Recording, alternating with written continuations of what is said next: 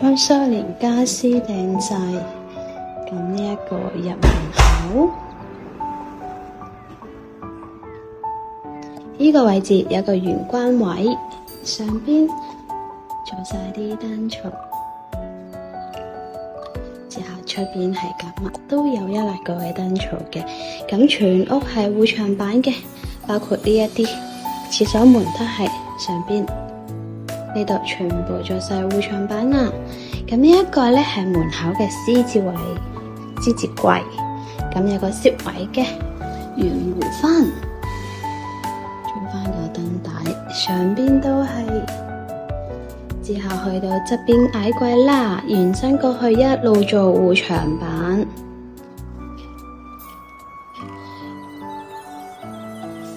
連呢一邊全部都係做護牆板，呢個餐邊櫃。咁之後呢一間係主人房啦，咁係做翻個隱門嘅，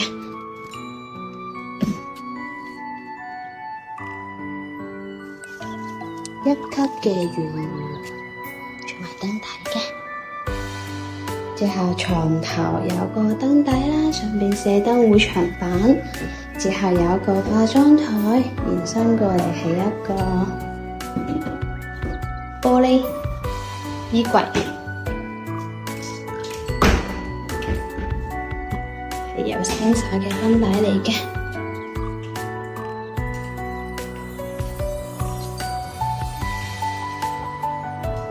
咁呢一度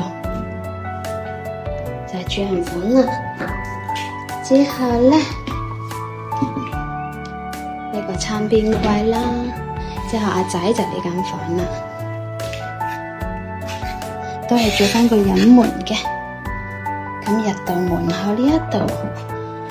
張地台床，床尾咧有翻個床尾櫃嘅，卡落縫啲。之後側邊有個櫃間咗個門，之後呢一邊係床頭衣櫃，